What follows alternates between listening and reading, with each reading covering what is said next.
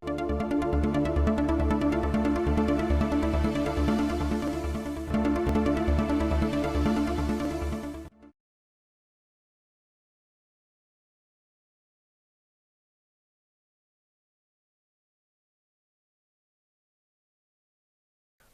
to today class of nonlinear vibration.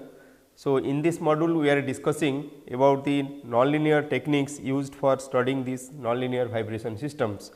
So, last class we have studied how to find the roots of the characteristic equation and also how to use this Drangakuda method to find the solution of a differential equation. So, we will continue in that example. Let us take this example. Last class we have studied.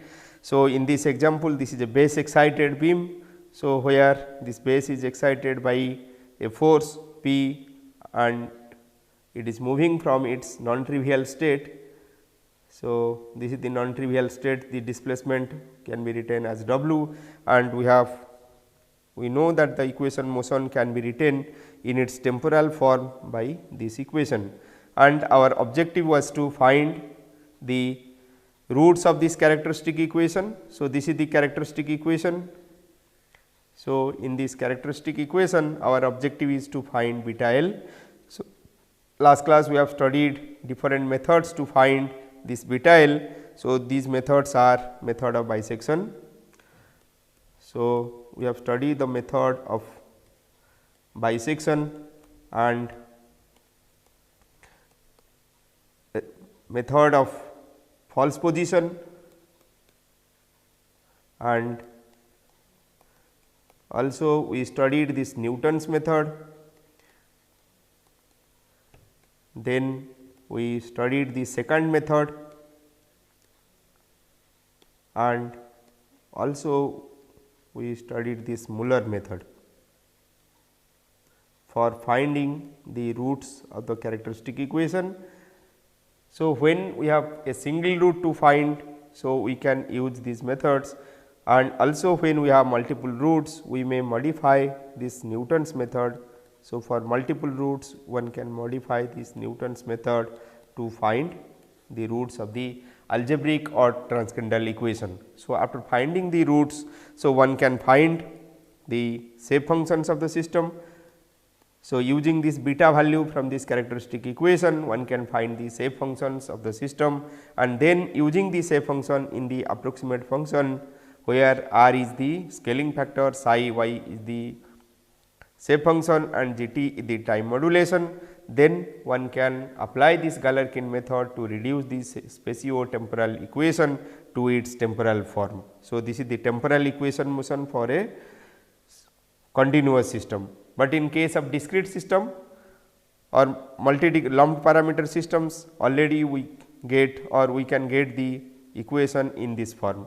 So, in case of continuous systems we have to reduce this system equation to that of its temporal form, which is similar to the equations we are using for the discrete system.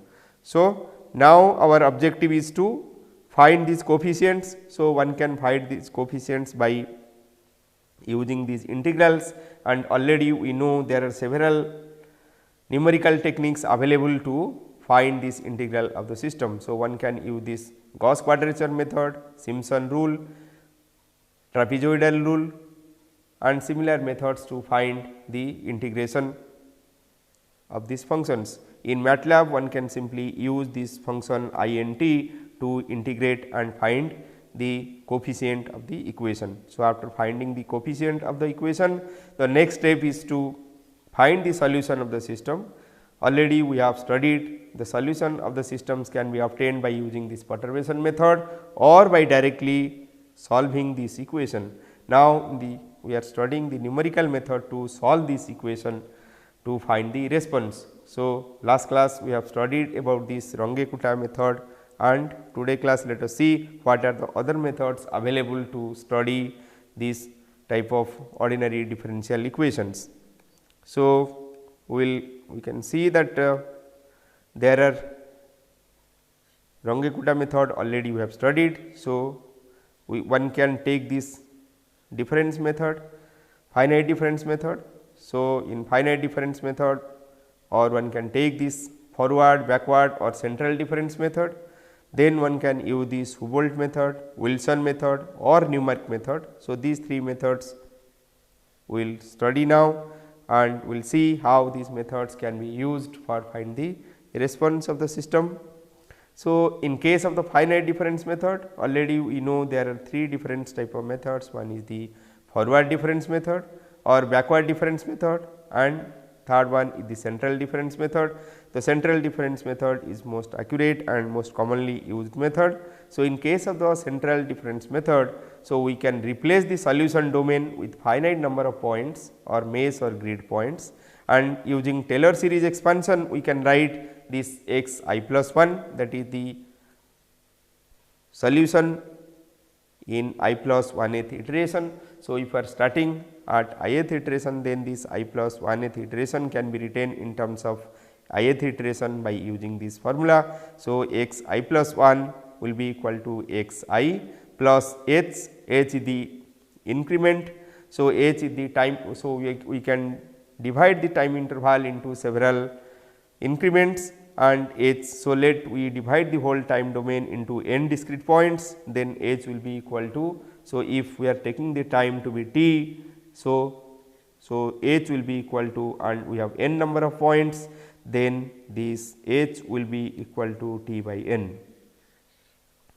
So, here x I plus 1 will be equal to x I plus h x I dot.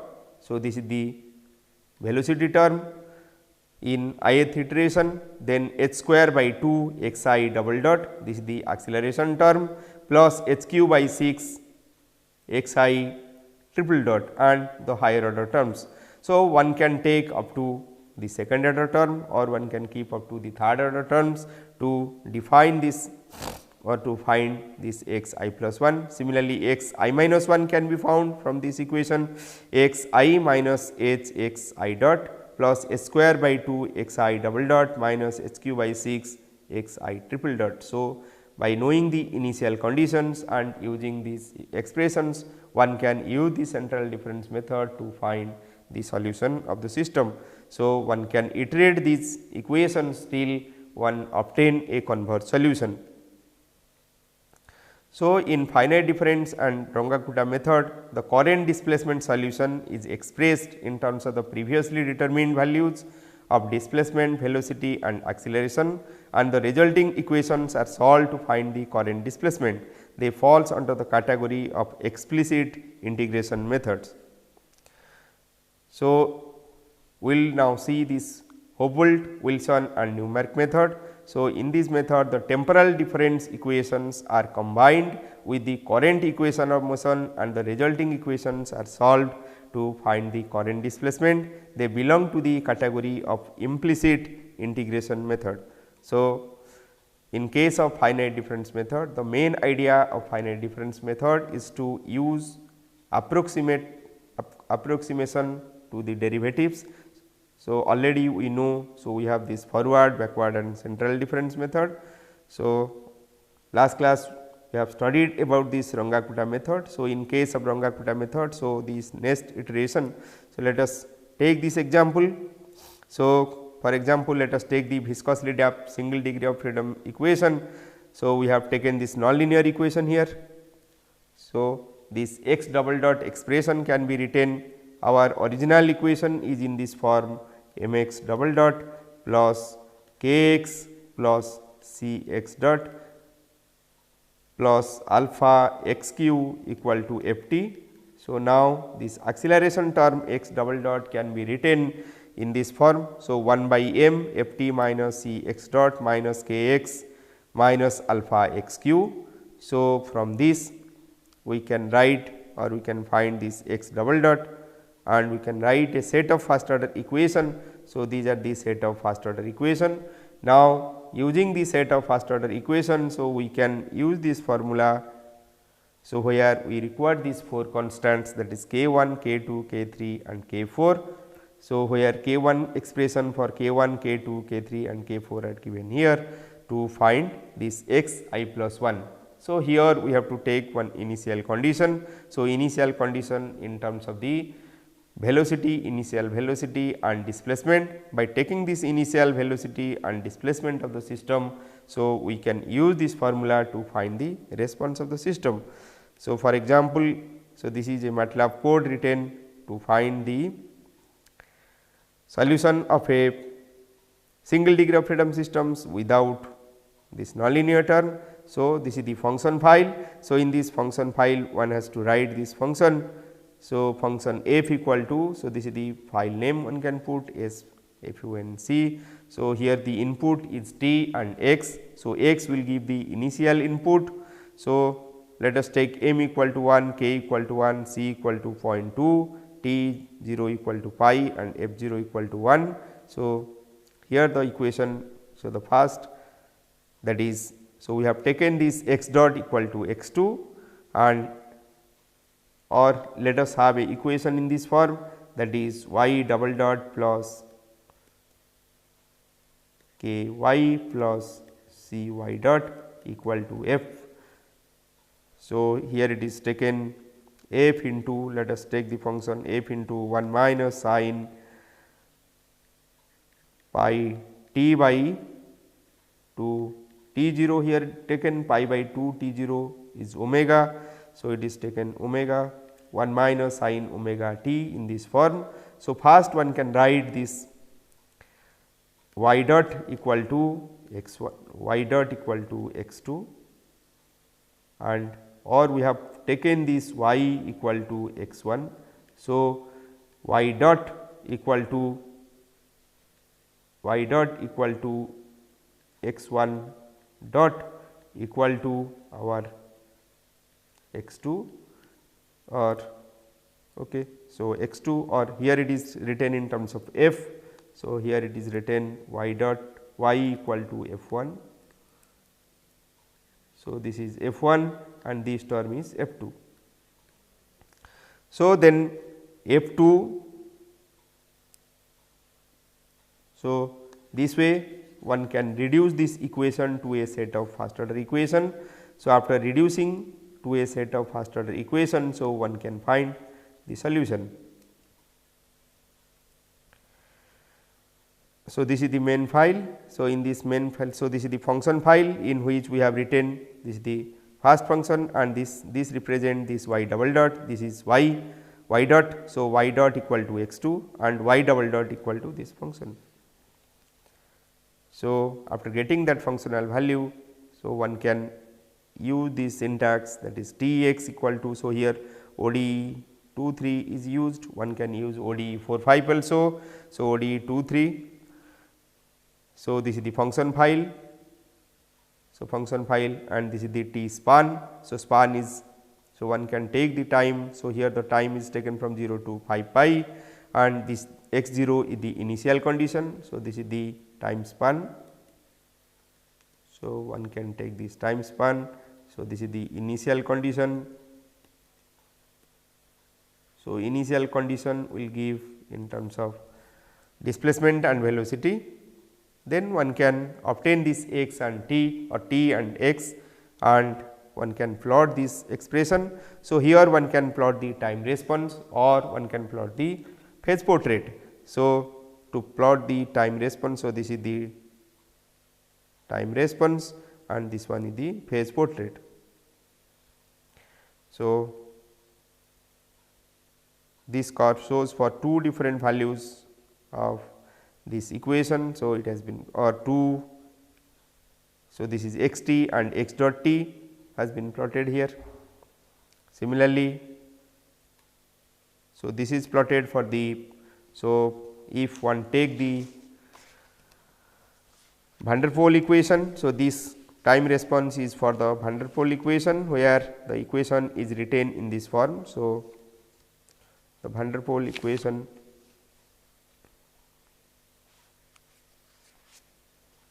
is written in this form, that is x double dot plus x square minus 1 into x dot plus x equal to 0. So, one can observe that this term which is coefficient of x dot, that is damping, similar to damping. So, this will be negative if this mod x dot is less than 1 and it is positive if mod x dot is greater than 1. So, when it is negative, so the system will have a tendency to become unstable or the response will grow, and when it is positive the system will have a tendency to the response to decay. That is why one can have the swelling and swelling in case of or increase in response in case when it is negative, this term whole term is negative and it will at that time it will expand. So, one has this expansion and contraction of this curve. So, one can observe this thing from this phase portrait. So, the phase portrait y versus x is plotted here. So, this is the time response for this curve. So, by using this Drangakuda method, so one can find this response in this way. So, let us see the other method, that is the Hubeled method. So, in this method it is a non self static method as to find the subsequent solution x 0. So, x 0 to be the known solution. So, let us take this initial condition x 0 and x 1. So, we can find one can find this expression for this acceleration at t 0. So, from a known value of displacement and velocity. So, we can first find this acceleration. So, by using, so let us take for a multi-degree of freedom system, the equation can be written in this form m x double dot plus k x plus c x dot equal to f. So, in this case this x 0 double dot at time t equal to 0 can be obtained from this equation by substituting t equal to 0 from the known initial condition of x 0 and x 0 dot. So, one by taking these two terms to right hand side and putting this m inverse. So, one can, so here we can put this small m as it is written here. So, by putting this, so one can get the initial condition and one can obtain this x minus 1 from this equation. So, by using this equation one can get this x minus 1, which we have already seen from the central difference method. So, x I minus, by using this expression for x I minus 1, as you are taking I equal to 0. So, one can obtain this x minus 1 from this equation. So, by taking these two, so now one can compute this x I plus 1 by using this expression. So, x I plus 1 will be equal to 1 by delta t square m plus 1 by 2 delta t c minus, so this is the inverse into, so using this expression for this and this.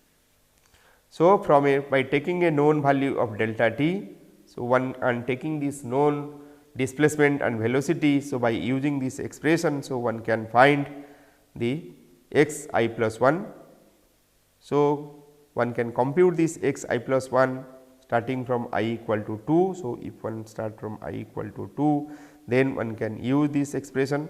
So, this will be equal to x I plus 1 will be equal to 2 by delta t square into m plus 11 by 6 delta t c plus k into k to the power minus this minus 1 whole to the power minus 1, then into f I plus 1. So, one has to compute this I plus 1. So, what is the force vector at I plus 1? So, into f I plus 1 plus 5 by delta t square into m plus 3 by delta t c into x I. So, from known value of x I and system parameter by using this expression. So, one can find compute this x I plus 1. So, in this way one can obtain this expression for displacement at x I plus 1. So, here if required, evaluate the velocity and acceleration vector at t I plus 1 and x I plus. So, this is the velocity, this is the. So, one can use these expressions to find the velocity at I plus 1 and I acceleration at I plus 1. So, after finding this displacement at I plus 1, one can find the velocity using this expression and the acceleration using this expression. So, one can obtain this expression by numerically differentiating this term x I plus 1. So, let us see the another method, that is Wilson method. So, in case of Wilson method, so in previous method we have taken one initial condition. So, here in Wilson method we are assuming a linear acceleration scheme. So, we are assuming that the acceleration to be linear between two different points. So, in this case, so as we are assuming the acceleration to be linear within 2 points. So, we can use this equation directly, that is the equation of the acceleration. So, acceleration equation is x 0 double dot equal to m inverse f 0 minus c into x dot minus k minus x 0. So, for a multi-degree of freedom systems we can write this. So, we have to select a time step delta t and suitable value of theta. Generally this value of theta is taken to be 1.4, and we can, here we are assuming linear acceleration, that is the acceleration of the system varies linearly between 2 instant of time, and we are finding this thing. So, f I plus theta can be obtained using this expression. Then as we are assuming acceleration to be linear between 2 points, then we can find this x I plus theta instead of finding x I plus 1 as in case of this Drangakuda method. Here we are finding after theta. So, x I plus theta can be obtained using this expression, and where x I plus theta equal to, one can obtain this 6 by theta square delta t square into m plus 3 by theta delta t c plus k to the power minus 1 into f I plus theta. So, one can obtain this value of this next iteration after theta interval. So, x I plus theta. So, after getting, so this is the expression for x I plus theta, which can be obtained from these expressions. Similarly, in case of the numeric method, so in case of numeric method also we are assuming the acceleration to vary linearly between two instant of time. The resulting expression for velocities and displacement respectively can be written for a multi-degree of freedom system using these expressions.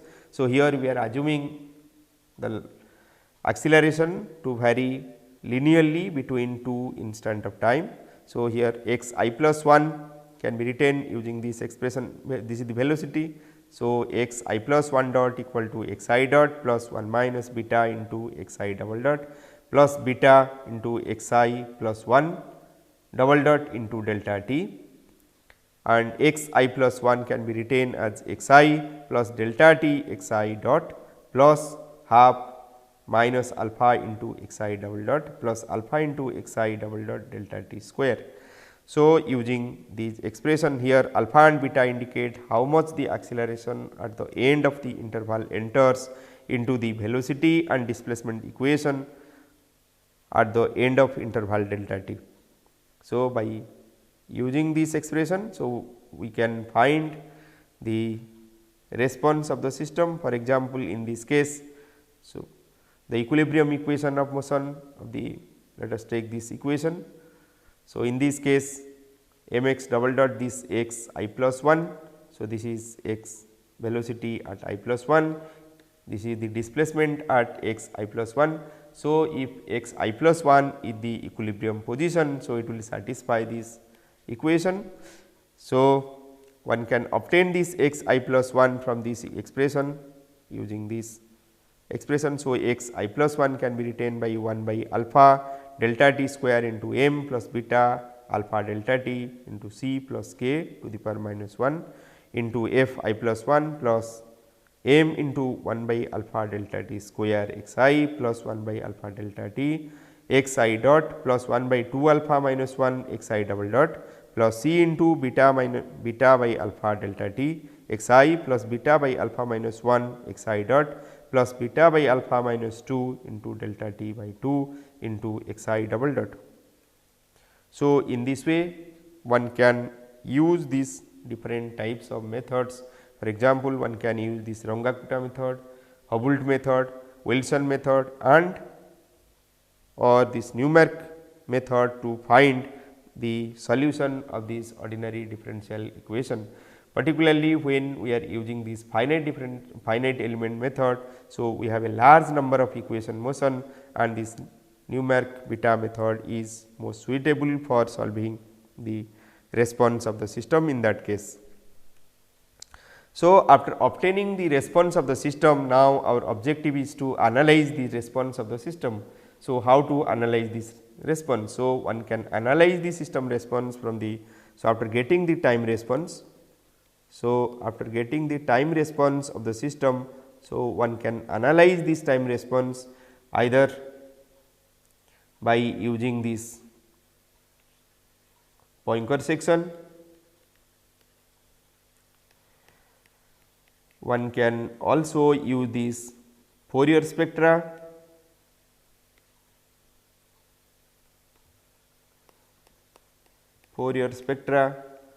Also one can use the Lyapunov exponent method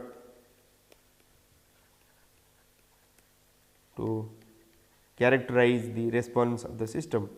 Also, after getting the time response, one can plot the phase portrait to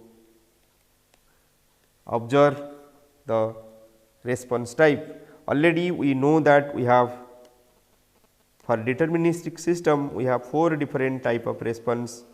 So, these are fixed point response. Also, we have this periodic response.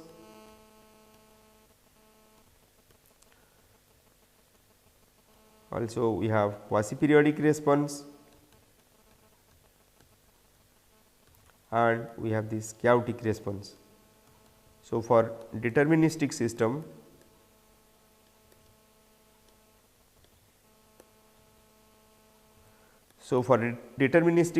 we have these 4 different type of response of the system. So, fixed point response, in case of fixed point response, the response becomes either a trivial fixed point or non-trivial fixed point. In case of periodic response, the response x t equal to x t plus t. So, we can find a minimum time period after which we can observe that the system response repeats. In case of quasi periodic response also, we can find, or one can observe this response of the system. So, but one can note that this quasi periodic and chaotic response, as they are not periodic. So, it is difficult to distinguish these responses from the time response and the phase portrait. So, if one plot the phase portrait of the system, so let us plot the phase portrait of the system in case of a fixed point response. Phase portrait, for example, this is x versus x dot if one plot. So, in case of a fixed point, it will, the response will either come. So, if it is system is stable, so it will come, and this is the final fixed point response of the system. But if the system is unstable, so one can have, so the resulting phase portrait will look like this. In case of time response, so in this case the time response will be, so starting from a point. So, this is the time response. So, this is x t. One can plot this x t and x dot t. So, this is the time response of the system. So, initially one will have, or one can plot more times also, and then finally it will come to the steady state system. So, this is particularly similar to the response of an underdamped system, and in this case the response of the system will grow, and one can plot the response of the time response of the system like this. So, this is for the fixed point response. But in case of the periodic response, so in case of periodic response, one can observe that the response will be periodic. The resulting response is periodic, and if one plot the phase portrait,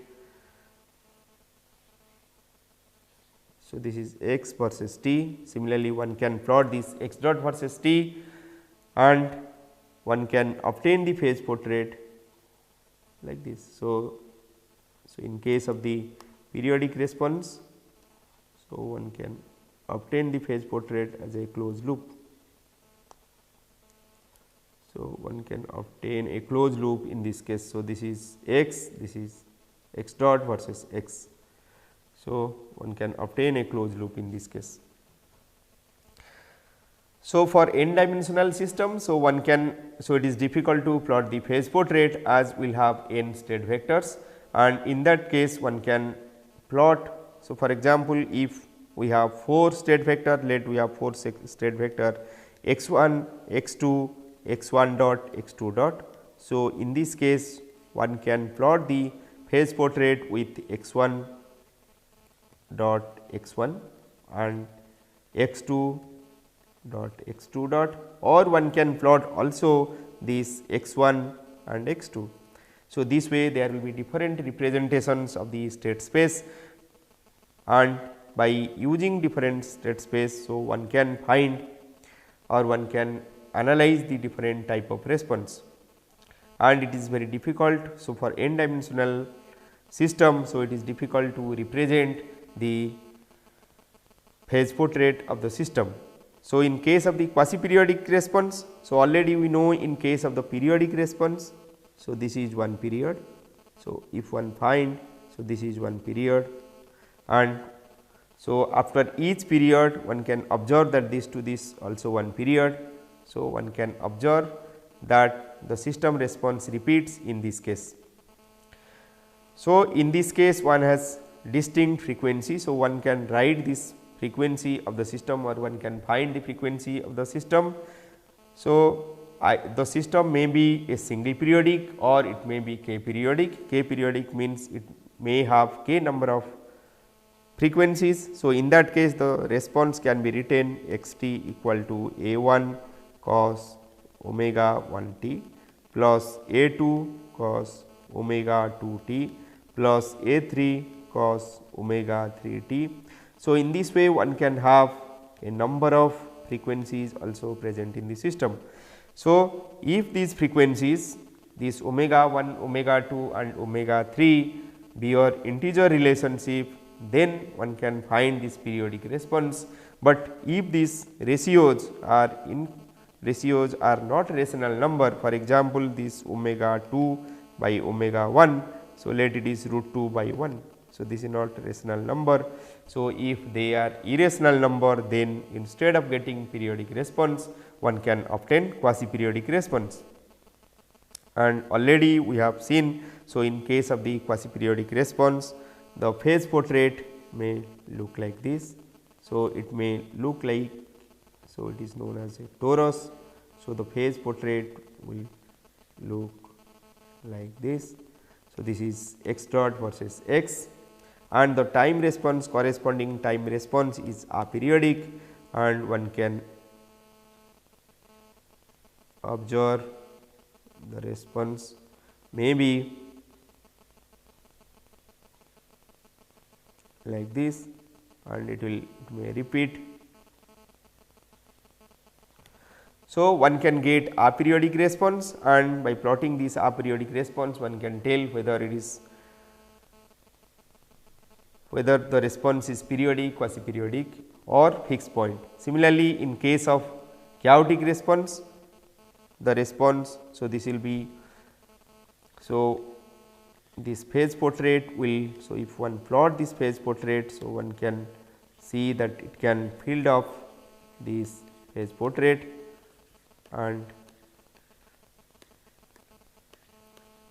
now to distinguish this from the time response, so one can either plot this phase portrait or one can go for this Poincare section. So in case of Poincare section, we have to sample the time response at regular interval of time. So in case of the periodic response, as we know the period of the system, so we can sample the time response with minimum period. So for example, in in this case let us take a sine curve. So this is x versus t. So, the velocity will be a cosine curve. So, let us take, so if we are taking this point at the starting point, then after time t, so this is the same point one can observe, and similarly after one more time, so this is the time. So, if one plot this Poincare section of this, so one has to sample this. So, this is x versus x dot. Similarly, in our x dot curve, so x dot curve we can have a cosine curve. So, in this case we can observe that, so as we are taking this point here, so this is the point at 90 degree. So, this is the point. Similarly, we can have after one period this is the point. So, we have this, let this value is a. So, in Poincare section we will have a point which will have a value a and 0. So, this is the point. So, that means, in case of the periodic response, the Poincare section is a point. Similarly, in case of quasi periodic section, quasi periodic response, one can find the Poincare section, and this Poincare section will be in the form of a closed loop. So, one can observe a closed loop in case of the, so this is Poincare section for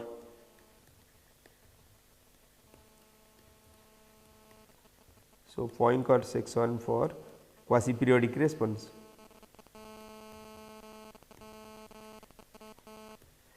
Similarly, one can plot the Poincare section for a chaotic system. So, in case of the chaotic system, so one can observe that this Poincare section will fill up this whole space. So, one can get a series of points which fill this state space in Poincare section.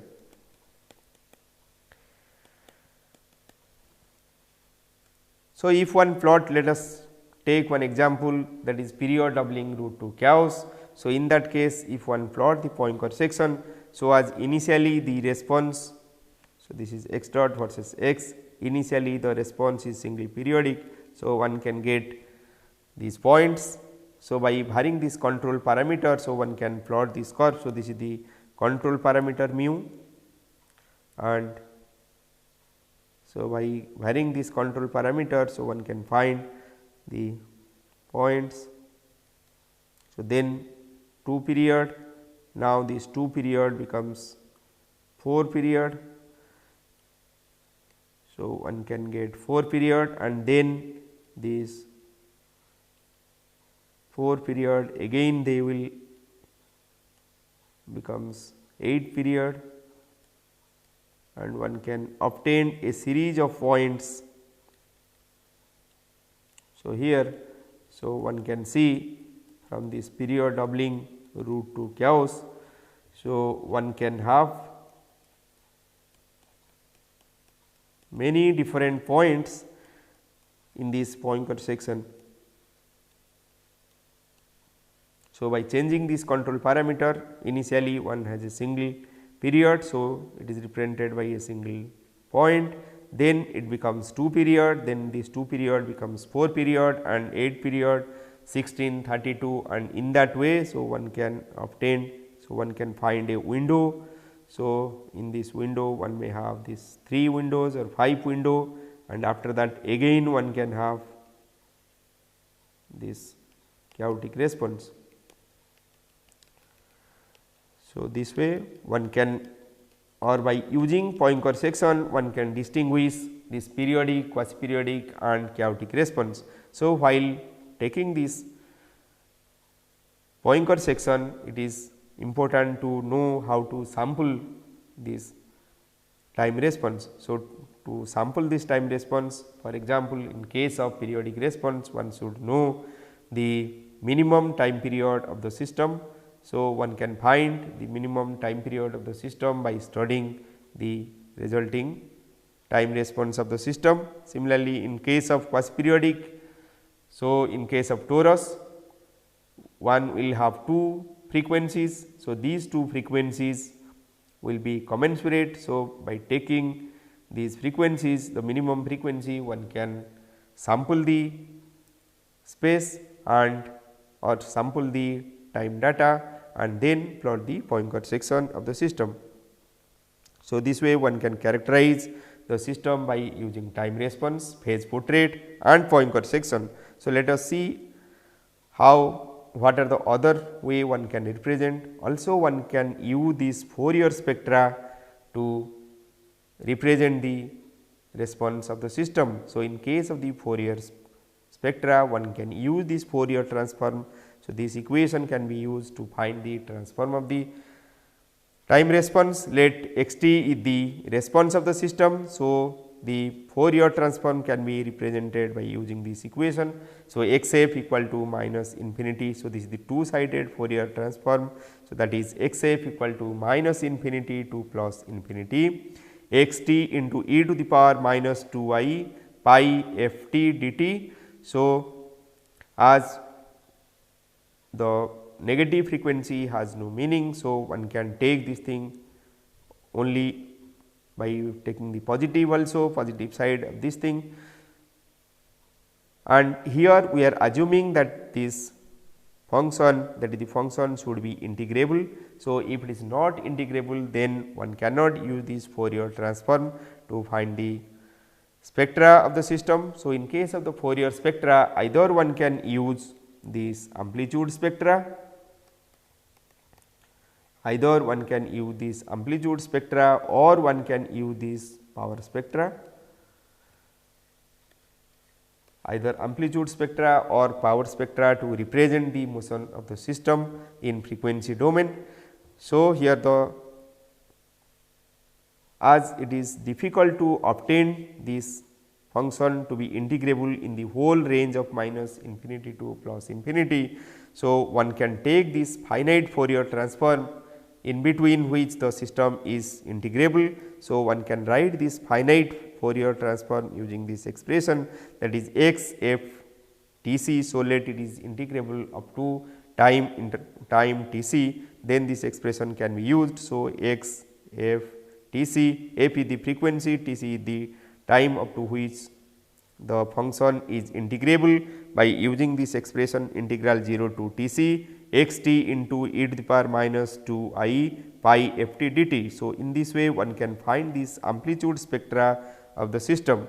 So, this using this one can, so for discrete points one can use this DFT, discrete Fourier transform, or a powerful method is FFT also, fast Fourier transform, which is a special form of this DFT, because in case of the experiment and in case of also this numerical response of the system. So, one can get this response at discrete times. So, instead of getting the response in a continuous form, we can get the response in discrete time. So, we can use this DFT or FFT, fast Fourier transform. So, this method was proposed by Cooley and Tukey in 1965 in this paper, an algorithm for the machine calculation of complex Fourier series, published in Mathematical Computation in volume 19, 270, page number 297 to 301. And so, this way one can obtain the power amplitude spectra of the system. Similarly, one can obtain the power spectra. So, to find the power spectra, so which are otherwise also known as auto spectrum or auto spectral density function or power spectral density function. So, one can use this equation, that is x f equal to minus infinity to plus infinity or x x tau e to the power minus 2 I f t tau d tau, where this r x x is known as the autocorrelation function, which can be given by this expression. So, r x x tau equal to limit t tends to infinity 1 by t. So, t the time up to which we are finding the spectra. So, limit t tends to infinity 1 by t 0 to t x t plus tau d tau, where tau is the delay of the system, and one can find also, or one can write the power spectrum also by using this expression, that is x x f equal to limit t tends to infinity 1 by t integration 0 to t x t e to the power minus 2 I pi f t dt whole square. So, one can note that the power is the square of the amplitude, and so one can either obtain these Fourier spectra in terms of amplitude or power to represent the motion of the system. So, here in case of the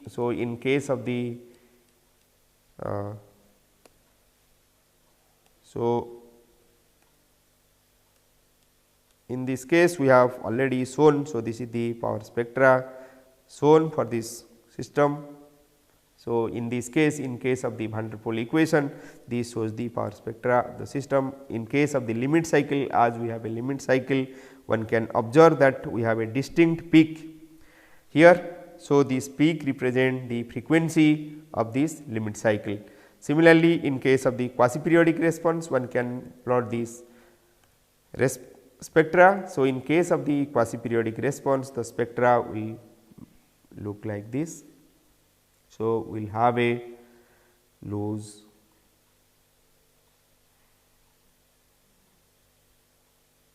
so we can have two frequencies, but these frequencies one can find these frequencies and one can find from this frequency that they are not commensurable. One can find different frequencies. This is here P versus F, this is the frequency. In case of chaotic response, so this is for the quasi periodic response. In quasi periodic response, one can find the frequency and find whether they are commensurable or not. And but in case of this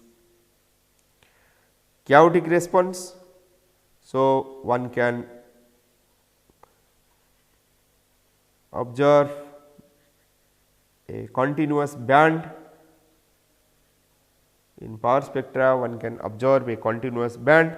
So, a continuous band represent a chaotic response. Also, one can find similar type of response in case of noisy response.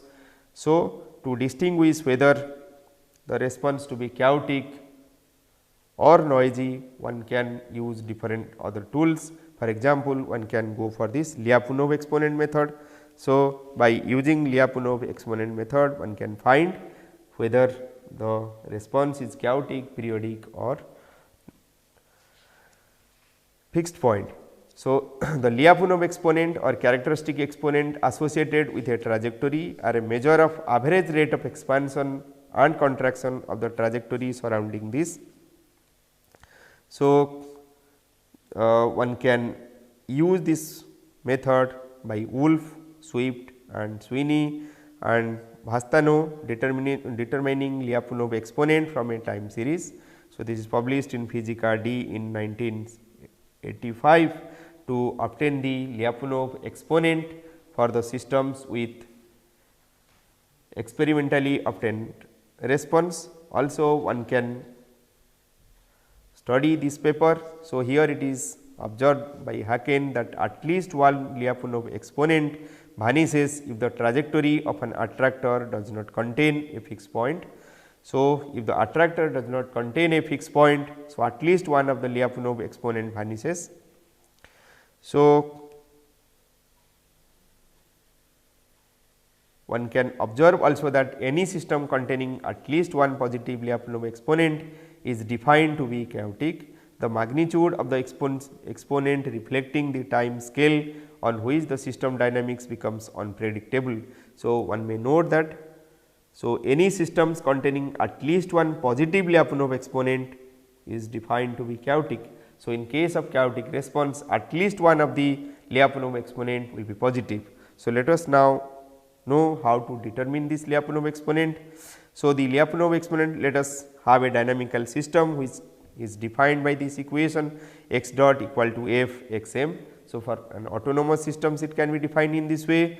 For an non-autonomous system, so one can write the equation also in by using this autonomous by adding one more term, one more variable or one more equation. So, a nth order non-autonomous systems can be written by n plus 1 autonomous systems, that thing we know before. So, let us have this equation x dot equal to f x m.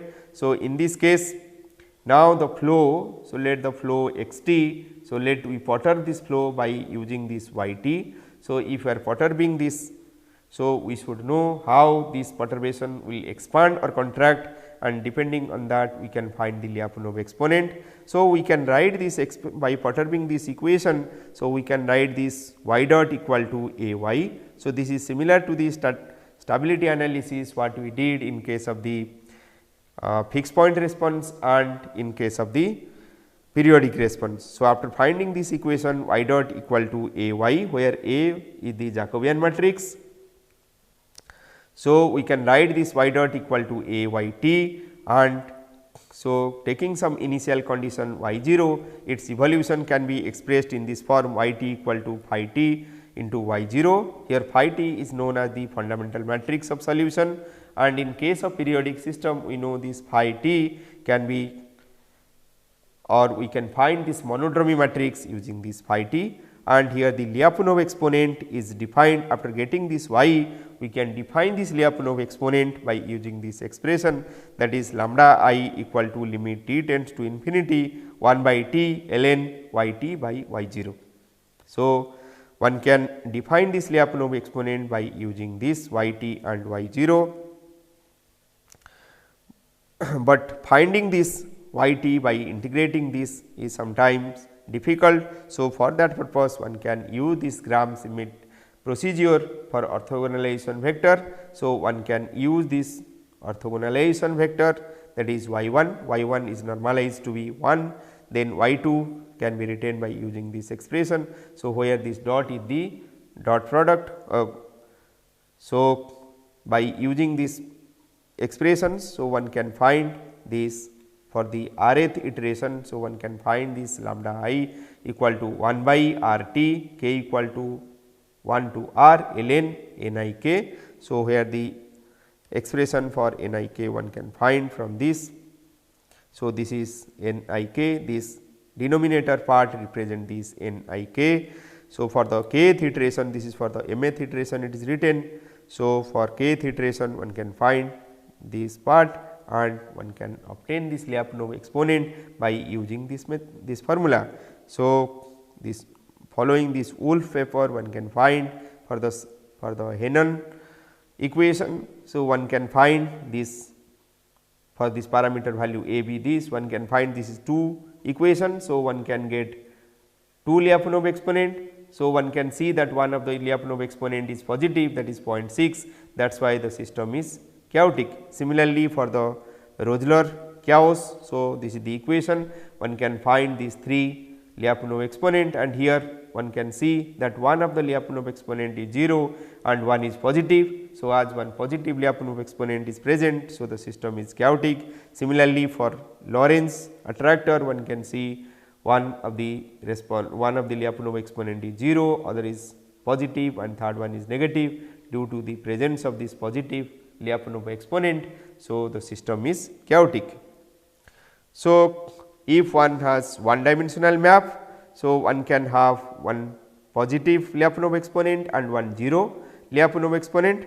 So, in case of positive Lyapunov exponent, so one can tell the response to be chaotic, and if the Lyapunov exponent is 0, so one can tell that it is marginally stable, and if it is negative, if the Lyapunov exponent is negative, then one can get a periodic response. So, and in case of 3 dimensional, so in case of 3 dimensional continuous systems, so one can have 3 Lyapunov exponent. So, either one will be positive. So, these are the options positive, 0 and negative. So, in this case one have a strange attractor. So, if it is 0, 0 and negative, so one can have 2 torus, and if it is 0, negative, negative, so one has a limit cycle, and if it is negative, all negative, then one can have fixed point. Similarly, in case of 4 dimensional, so one can tell the system to be chaotic if, so this is plus Lyapunov exponents are positive, positive, negative, or positive 0 0, or it may be 0 positive 0 negative. So, so these are the 3 options for getting chaotic response. So, in this, so if more than one Lyapunov exponents are positive, then it is known as hyper chaos. So, one can have this hyper chaos in case of more than one Lyapunov exponents are positive. So, today class we have studied different methods for finding the solution of ordinary differential equations. Also, we know how to characterize these responses by using Poincare section, power spectra, and also by using Lyapunov exponent. So, using these methods one can characterize the system response. Next class we will study about the frequency response of the system and the basin of attraction of the system. Thank you.